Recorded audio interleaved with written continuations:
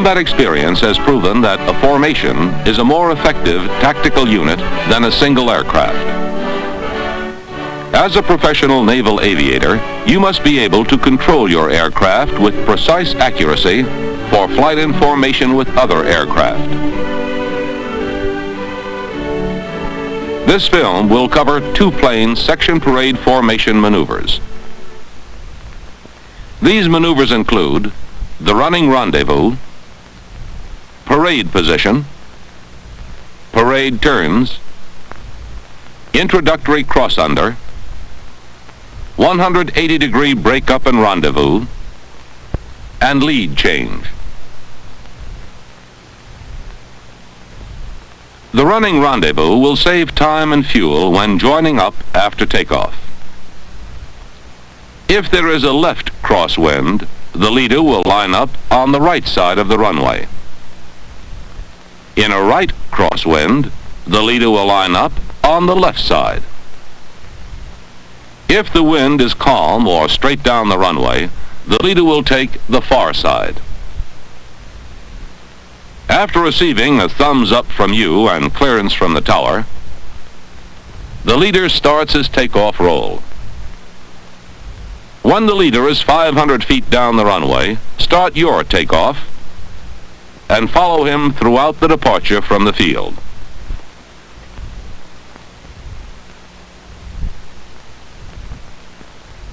On climb out, the leader will maintain 140 knots and 30 inches of manifold pressure and depart the field in accordance with course rules. Check your engine instruments. An engine malfunction is most likely to occur following takeoff. When clear of the traffic pattern, turn inside of the leader to aid in the join-up. Maintain 20 feet of step down throughout the rendezvous. Use the throttle to control the closure rate. When stabilized beneath the starboard parade position, move up to 10 feet of step down. Both parade position and step down will be covered later. This completes the running rendezvous. If you fail to recognize a rapid closure rate, execute the underrun procedure. Reduce throttle and move as far to the right of the leader as necessary to gain control of the relative motion. When the closure rate is under control, join up in parade position. There are 5 flight safety items you must keep in mind when making a running rendezvous. These are: use proper takeoff interval,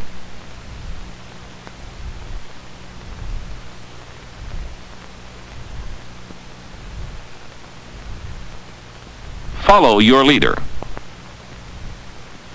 check your engine instruments periodically, control your closure rate,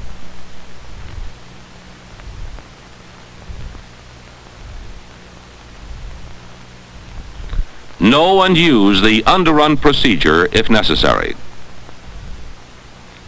Now let's go over parade position. In section parade formation, the wingman is in a fixed position on a 40-degree bearing from the leader, with approximately 65 feet between the corresponding parts of the aircraft. Nose to tail distance is 18 feet. 10 feet is correct step-down distance, and 2 feet is proper wingtip clearance. If you are flying in a T-28 Bravo, identify bearing by aligning the tail tie-down ring with the trailing edge of the opposite wingtip. If your leader is in a T-28 Charlie, align the tail skag with the trailing edge of the wing at the inboard static discharge line. Let's fly a proper parade position. Align the tail tie-down ring with the opposite wingtip. If you are behind bearing, the tail reference, the tie-down ring, will be forward of the proper position on the wing.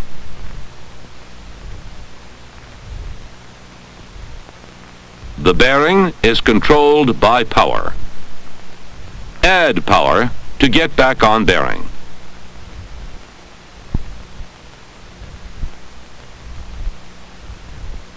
When you are there, set power to maintain a fixed position. If you get ahead of the bearing, reverse the procedure.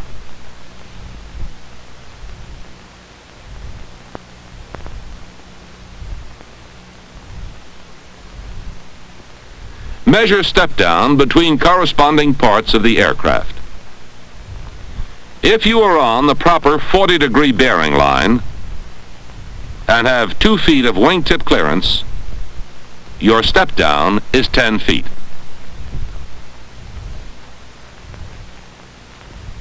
If you move away on the bearing line, you will have more than 2 feet of wingtip clearance and have more than 10 feet step down. As you move up the bearing line, your wingtip clearance and step down will decrease. To stay on the bearing line, control step down with elevator. If you can see sky between the tail reference and the wing, you have more than 10 feet of step down. Use back pressure on the stick to get you back up to the normal position. When you cannot see the reference point on the leader's wing, you have less than 10 feet of step down. Use forward pressure on the stick to get you back down. Maintain wingtip clearance by coordinated use of ailerons and rudder. Determine wingtip clearance by having the correct sight picture of the overall size of the leader's aircraft. The correct view of his inboard wingtip will help maintain 2 feet wingtip clearance. If you have too much clearance, make a slight turn toward the leader and level your wings. As you approach the proper clearance, make a coordinated heading change to align yourself with the leader's aircraft.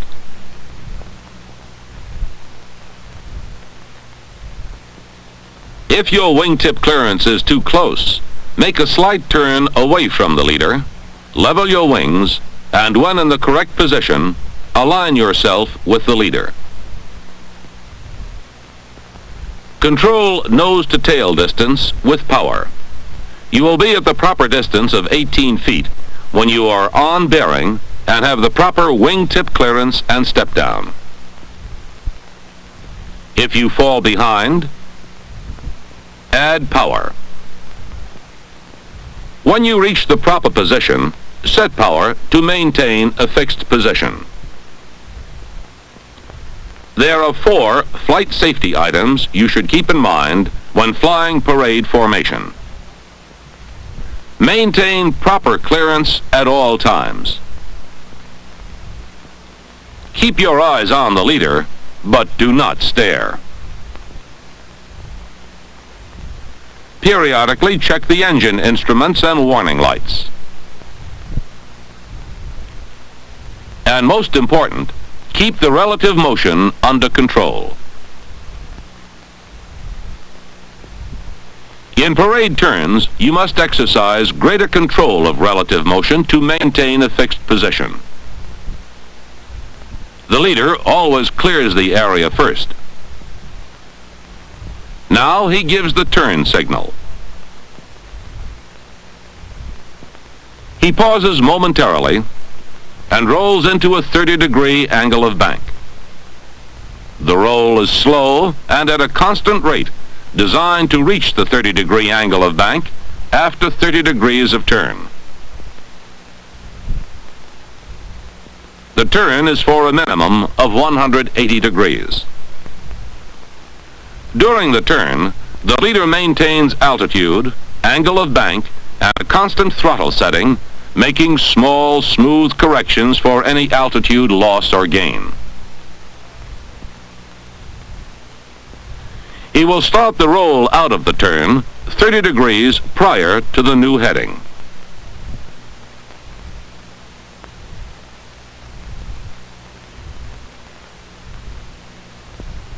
All signals given by the leader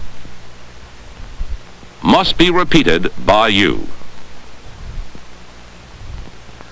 As he starts his roll into the turn away from you, try to match his wings as he rolls. As you roll into the turn, rotate about your own longitudinal axis. Since your radius of turn is longer than the leader's, you will need to add power to maintain parade position. Maintain the proper bearing by keeping the tail tie down and the wingtip aligned in the same vertical plane.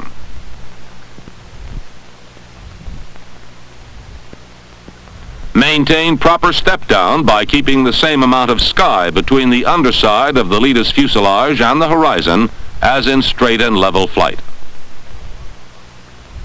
Upon completion of the turn, roll out with the leader rotating about your own longitudinal axis. Reduce power as required to maintain bearing. Now let's do a turn toward you. As the leader starts his roll into you, keep the same view of his aircraft as in level flight. As you roll into the turn, rotate about the leader's longitudinal axis.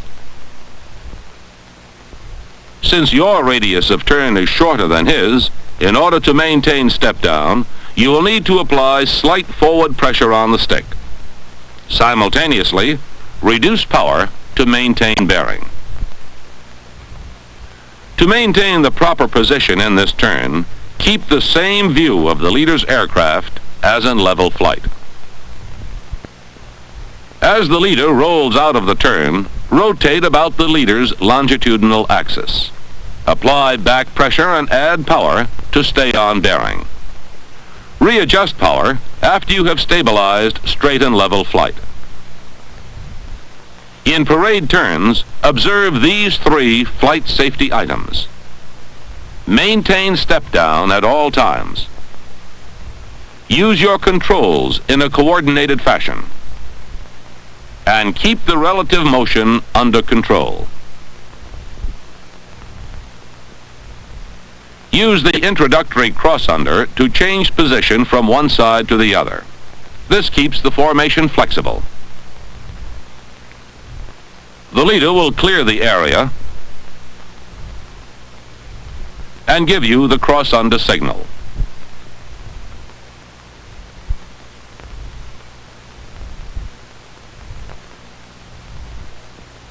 The leader will keep his plane as steady as possible while you are crossing under. To start the maneuver, increase your step down to 20 feet. Ease off a little power to maintain 18 feet of nose-to-tail distance. Now, stabilize beneath the parade position. Note the amount of sky between the tail and wing reference points. When you are well stabilized, make a slight heading change and level your wings. The amount of heading change will determine the crossing rate. Use throttle as necessary to maintain 18 feet of nose-to-tail distance. Upon reaching the position directly below the new parade position, stabilize again. To move into parade position, add a little power and back pressure on the stick. Once in position, reset power. Remember these flight safety items when you execute cross-unders. Maintain 20 feet of step down so as to be clear of the leader's slipstream while crossing under, and avoid rapid lateral motion.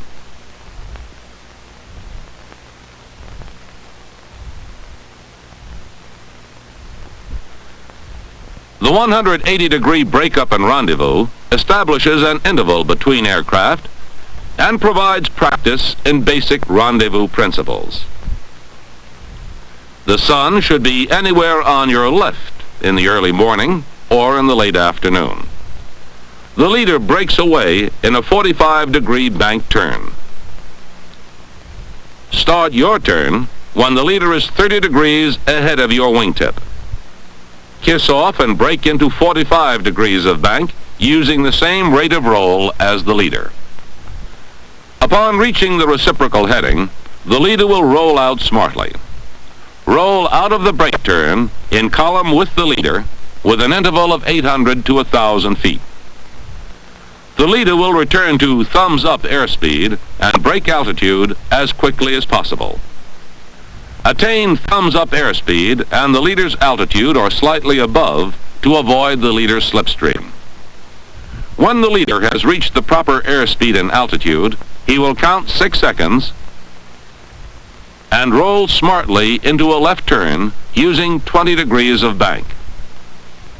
As soon as the leader is slightly left of your center line, turn out of column using a 30 to 45 degree angle of bank until the leader is 45 degrees to the right of your nose. As you continue, check altitude with the leader. Check airspeed and reset throttle.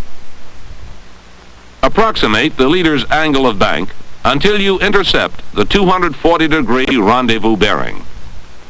Maintain this bearing and gradually take step down. When you approach 18 feet nose to tail, leave the bearing and join up on or slightly inside the leader's radius of turn with 18 feet nose to tail and 20 feet of step down. Pause momentarily and cross under to the parade position. Let's go over it again. When the leader has cleared the area, he will give the break up and rendezvous signal. You must acknowledge the signal. The leader will clear the area again, kiss off and break away in a 45 degree angle of bank. Roll with the same rate of roll as the leader into a 45 degree bank turn. Maintain this bank and brake altitude throughout the turn.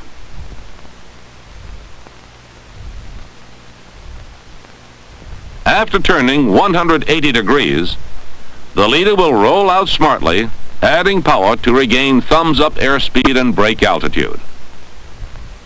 Add power to a maximum of 30 inches manifold pressure to attain thumbs-up airspeed and the leader's altitude. Roll out of your brake turn in column with the leader. As soon as the leader has regained thumbs-up airspeed and brake altitude, he counts 6 seconds and rolls into a left turn using 20 degrees of bank. When you see him slightly left of your center line, start your turn using 30 to 45 degrees of bank. Continue turning inside the leader, gradually shallowing your angle of bank to place the leader 45 degrees to the right of your nose. Check airspeed and altitude level with the leader. He should be on the horizon. Now approximate the leader's angle of bank and intercept the 240 degree rendezvous bearing. The reference point for correct bearing is a wingtip width of sky between the leader's right wingtip and the leading edge of his vertical stabilizer. Maintain bearing and gradually take 20 feet of step down. When you approach 18 feet nose to tail, leave the bearing and join up on or slightly inside the leader's radius of turn with 18 feet nose to tail and 20 feet of step down. Use power as necessary. After pausing momentarily in this join-up position, execute the cross-under to parade position. There are 3 flight safety items to keep in mind during break-up and rendezvous practice. Never lose sight of the leader. Never stop directly beneath the leader. And know and use the underrun procedure whenever applicable. To keep a formation flexible, the leader must be able to pass the lead. Prior to passing the leader will always form a right echelon. Once the wingman has accepted the leader will exchange positions with his wingman. The old leader makes a coordinated heading change to establish 20 feet of wingtip clearance. He will maintain 18 feet of tail to nose and move down to 20 feet of step down. He moves straight aft, stopping with 18 feet nose to tail clearance, maintaining 20 feet of step down. He then crosses under to the starboard parade position. Let's assume that you are the old leader. Once your wingman accepts the lead, do not take your eyes from him. Make an easy heading change to the left to establish 20 feet of wingtip clearance. Reduce power slightly as you move down to 20 feet of step down, while maintaining 18 feet of tail to nose distance ahead of the new leader. Reduce power slightly and move straight aft, stopping with 18 feet nose to tail.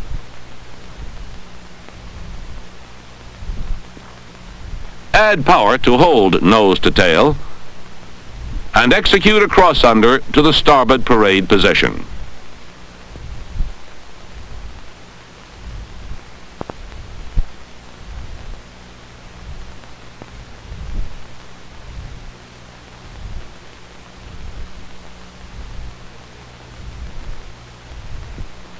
The single most important flight safety item to keep in mind when changing the lead is never take your eyes from the new leader once he accepts the lead.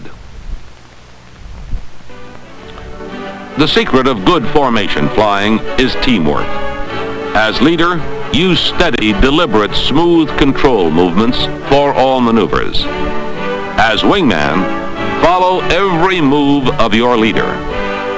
Teamwork will result in accurate formation flying.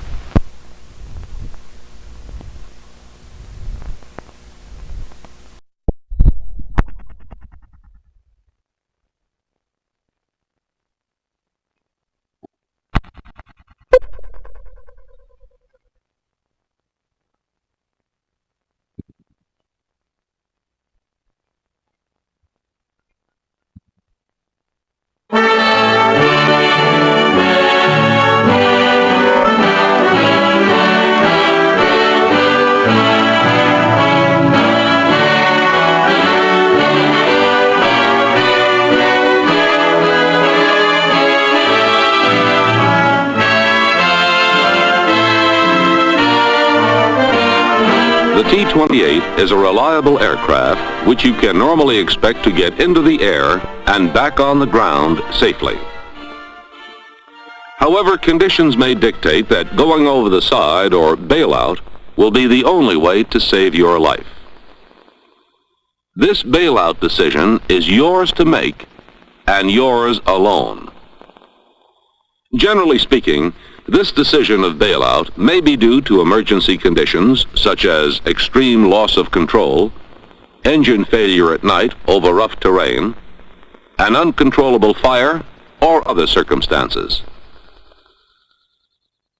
If you do bail out, you must know the proper use of your flight safety equipment and must know bailout procedures. This film will cover personal flight equipment, your parachute, and bailout procedures. The personal flight equipment which you must wear on all flights consists of a complete set of underwear, a properly fitting clean flight suit, identification tags, a survival knife which is carried in a pocket not susceptible to snagging on the aircraft during emergency exit, and ankle-high lace-up flight boots. Check your personal oxygen mask for general condition before all hops. With all your personal flight gear, including your hard hat, check out your parachute. If you were on an over-water flight, you would wear a Mae West. Two types are in general use: the Mark II, a yellow color, and the Mark IIA here, which is international orange. Both types must be pre-flighted. Check the light for operation. Be sure the vest has signal flares, shark repellent, and dye markers. See that the CO2 cylinder is properly seated. Make sure the lanyard safety wire is attached. Inspect both sides and re-snap the covers. Check the oral inflation tube for proper functioning.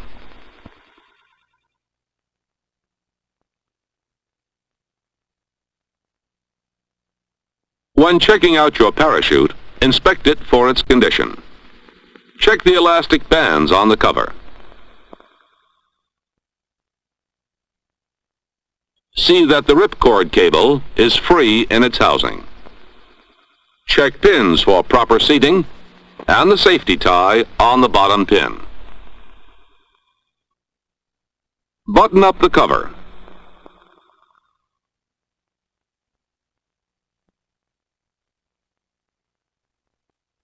The parachute log should indicate that the chute has had a visual inspection in the last 10 days and has been repacked in the last 90 days. Be sure the D-ring is firmly seated in its pocket. Check all harness disconnects.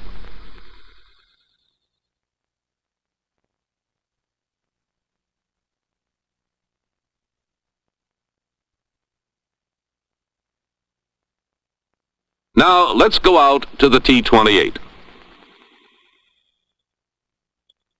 Never lay your parachute on the ground or use it as a pillow. Should it ever get wet, return it to the paraloft and get another. Put on your properly fitting flight gloves.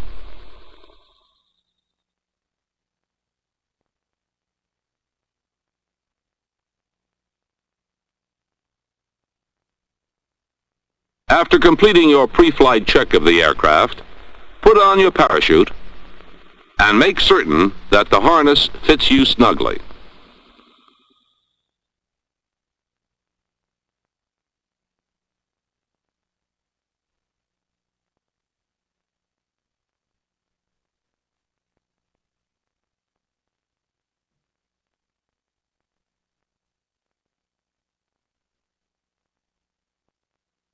After you have seated yourself in the cockpit, readjust the harness.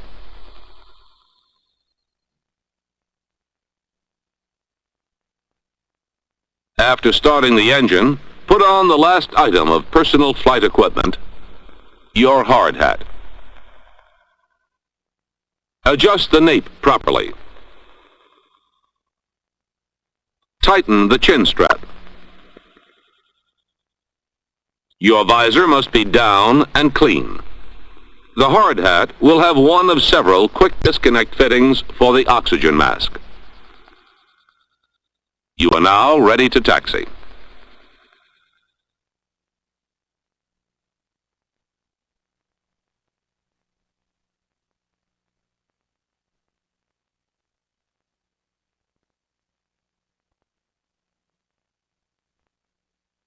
Your chances of being forced to bail out of a T-28 are remote. But if you ever have to bail out, you must know how. Your life depends on it. Before getting into the specific bailout procedures, let's consider three factors: altitude, airspeed, and attitude. You have the best chance for survival and minimum injury if you bail out early at the highest possible altitude. Altitude consideration is a personal decision requiring thought by every pilot.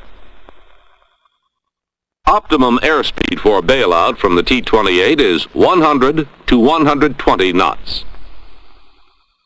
A level attitude is best for bailout. Your decision to bail out must be arrived at considering terrain, weather, and condition of the aircraft, all of which you must evaluate.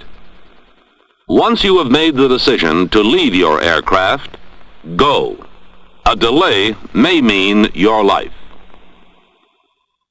Let's go over the basic T-28 bailout procedure using the ground trainer to demonstrate the steps. Adjust your seat to the full-up position. Disconnect the radio cord. Tuck it into the flight suit. Release the safety belt and shoulder harness. Throw the straps into the slipstream. Place one hand on the glare shield and the other on the back of the seat.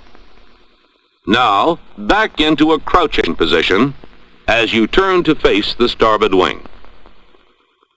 Place both hands flat against the fuselage and somersault yourself out of the aircraft. Before you bail out of the T-28, broadcast a Mayday report if you have time. Normally, bail out to starboard side due to the slipstream. Slow your aircraft to between 100 and 120 knots.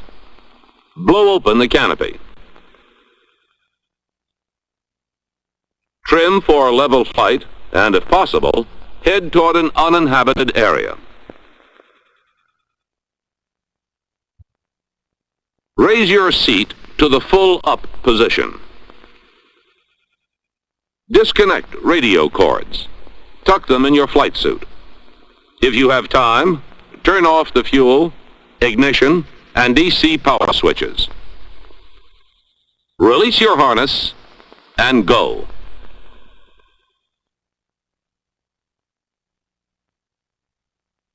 In a spin, always bail out to the outside of the spin. In this case, to the left.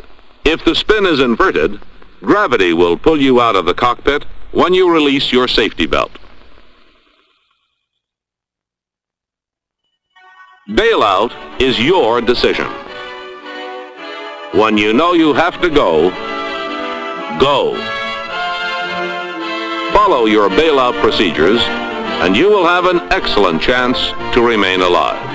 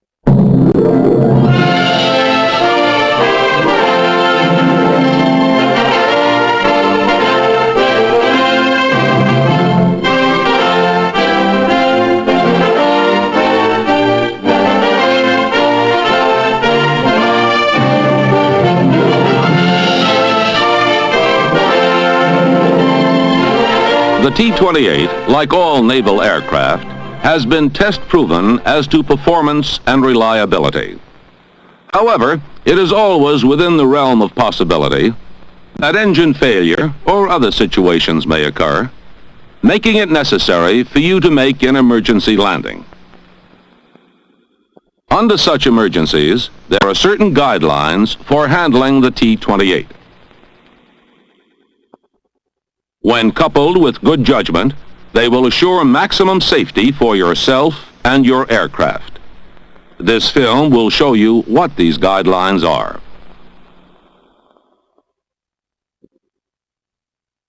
Engine failures are separated into two categories: high altitude and low altitude. The emergency landing pattern for a high altitude engine failure has two checkpoints. First, the high key at 2,500 feet actual altitude above the intended point of landing, headed upwind.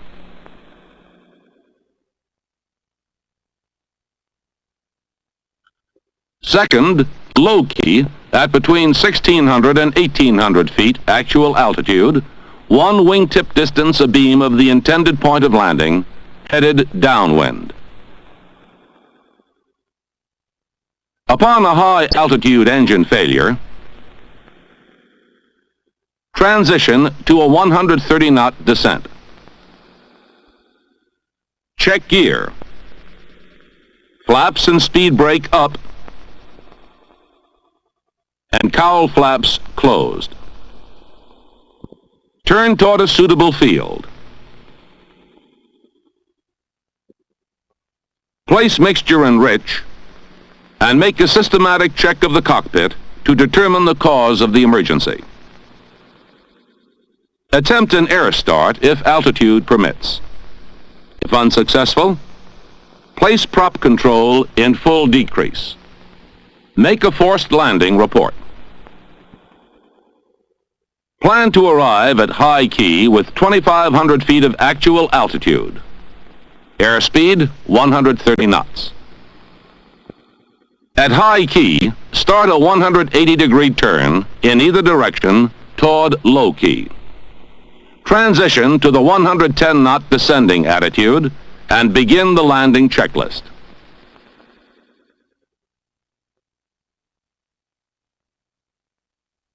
At low key, abeam the intended point of landing between 1,600 and 1,800 feet of actual altitude, your landing checklist should be complete except for canopy, flaps, and wheels. Lower the landing gear on final only if you are landing on a prepared surface. At about the 90-degree position, lower half flaps. Adjust the approach to allow a long straightaway of 1,800 to 2,000 feet.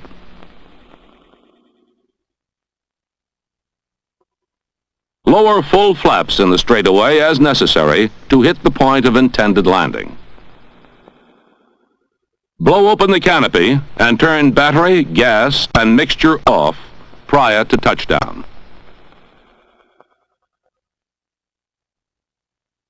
Again, after engine failure at high altitude, attempt an air start. If unsuccessful, hit high key and roll into the 180-degree turn toward low key. Transition to the 110-knot descending attitude. Plan your descent to have 1,600 to 1,800 feet actual altitude at low key.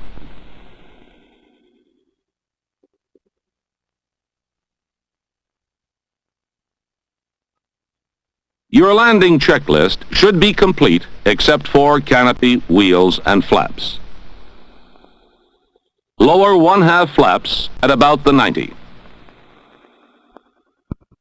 Adjust your approach to allow 1,800 to 2,000 feet of straightaway on final. When on final, turn off battery, gas, and mixture. Lower full flaps as necessary to hit the point of intended landing. Lower the landing gear only for a prepared surface. Blow open the canopy prior to touchdown.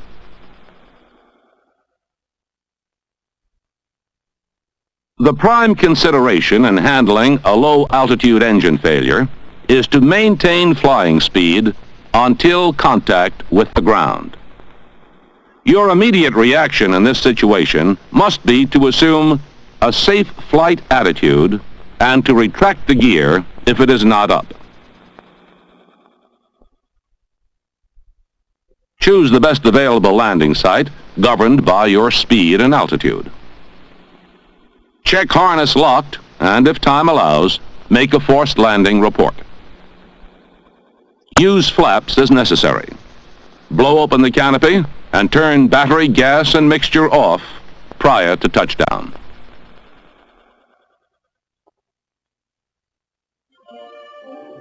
You have seen the procedures for handling an in-flight emergency. You will practice these emergency procedures under simulated conditions. When you have learned them, you will have gained the confidence necessary to see you safely through an actual emergency landing.